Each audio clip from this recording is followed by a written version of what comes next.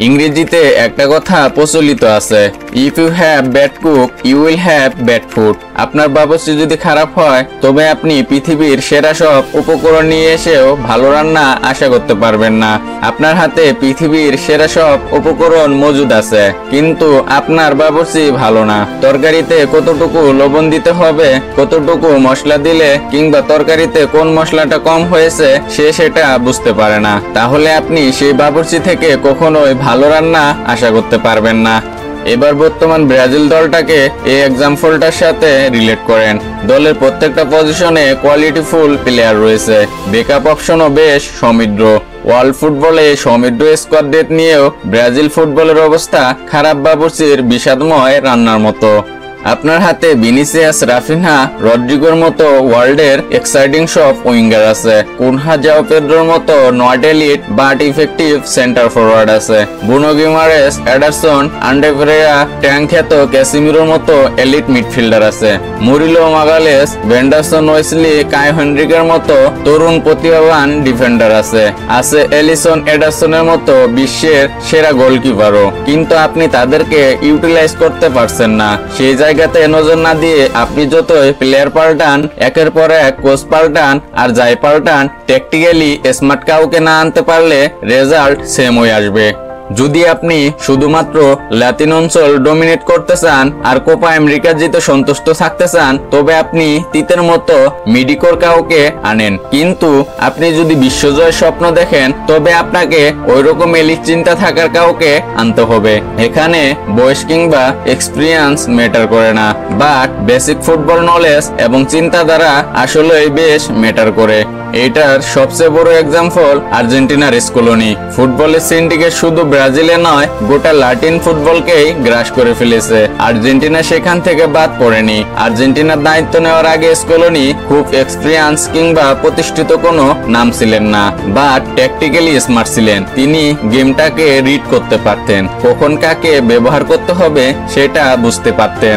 দলের প্রয়োজনে যে কোনো ফরমেশনে অথবা ফর্মুলা অ্যাপ্লাই করতেন। সবচেয়ে বড় ব্যাপার, তিনি দল থেকে কাউকে বাদ দেওয়ার কিংবা দলে কাউকে ইনক্লুড করার মতো সাহস রাখতেন, যার ফলে স্কলোনি ধীরে ধীরে সেই আর্জেন্টিনা ফুটবলের সিন্ডিকেট ভেঙে দলকে বিশ্বসেরার মুকুট এনে দিতে পেরেছেন।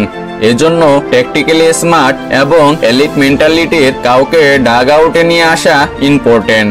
কোচের চিন্তা ভাবনা যদি একটু শার্প আর এলিট মেন্টালিটি না হয়, তাহলে আপনি যাই করেন না কেন তাতে লাভ হবে না, রেজাল্টও আসবে না। আর যদি কোচ ট্যাকটিক্যালি একটু স্মার্ট হয় এবং এলিট মেন্টালিটির হয়, তাহলে দেখবেন যত খারাপ প্লেয়ারই থাকুক না কেন, এই খারাপের মধ্যেও সে ভালো কিছু করে দেখানোর চেষ্টা করবে। বর্তমান ব্রাজিল দলে অনেক সমস্যা, মিডফিল্ড নন এক্সিস্টিং, অ্যাটাকিং নিষ্প্রভ, ডিফেন্সে শূন্য ছাড়া, টাইব্রেকারের নিচে থারের সংখ্যা, কারাপ্টেড ফেডারেশন ইত্যাদি ইত্যাদি। তবে আমি আজকে যে সমস্যার কথা উল্লেখ করব সেটা নিয়ে সচরাচর তেমন আলোচনা হয় না। এ সমস্যার নাম হচ্ছে দলে সিনিয়র ফিগার না থাকা।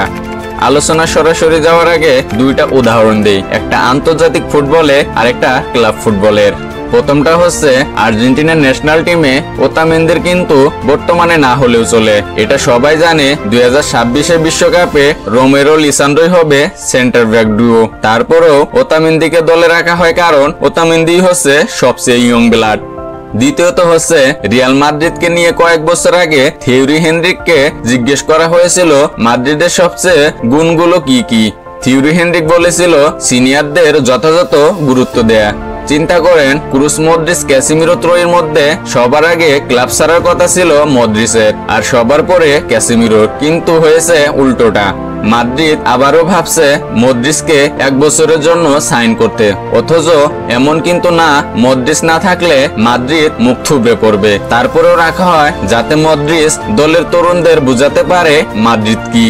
হুট করে জাতীয় দলে এসেই কেউ ম্যাচিউর হয় না, তাকে ধীরে ধীরে বোঝানো লাগে যে সে জাতীয় দলে খেলতে এসেছে, তার জার্সিটির কত ওজন, প্রত্যাশার চাপ কেমন। এই নলেজ আকাশ থেকে পড়ে না, এটা আসবে ওই দলের ওই সিনিয়র প্লেয়ারদের কাছ থেকে।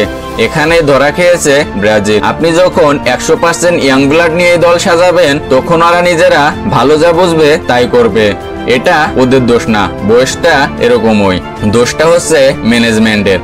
বাচ্চাদের সামলানোর জন্য গাইডলাইন রাখে নাই। আমি সবচেয়ে বেশি অবাক হই বিনি যখন জাতীয় দলে খেলে সে 2 আঙ্গুল উঁচু করে বুঝাইতে চায় তার ইউসিএল ট্রফি 2টি। মাদ্রিদ ফ্যান হওয়া সত্ত্বেও যথেষ্ট বিরক্ত লেগেছে। সিলভা ক্যাসিমিরো যতদিন ছিল ব্রাজিল কিছুটা হলেও লাইনে ছিল। ব্রাজিল আমাদের আবেগ ভালোবাসা। এখন আমাদের সময় খারাপ যাচ্ছে, বারবার ছোট দলের সাথে ড্র, তাই বলে কি ব্রাজিলের প্রতি ভালোবাসা আবেগ কমে যাবে? কখনোই না, ইম্পসিবল। ইতিহাস সাক্ষী আছে, ব্রাজিল যতবার হারিয়ে গিয়েছে, যতবার হয়েছে শূন্যছাড়া, ততবারই তারা ফিরেছে শক্তিশালী হয়ে, করেছে বিশ্বজয়। ব্রাজিল ফিরবে, তাদের সেই চেনা রূপেই ফিরবে, সেই সাম্বার তালে তালে আবারও আমরা হাসবো। আমি কোনো কন্টেন্ট ক্রিয়েটর না, আমি একজন ব্রাজিলের পাগল সাপোর্টার। তাই দলের ভালো খারাপ নিয়ে 2-1টা কথা বলি। কার কাছে কেমন লাগলো সেটা বড় বিষয় না, তারপরেও কেউ বা কোনো দলের সাপোর্টাররা আমার কথায় মন খারাপ করেন না।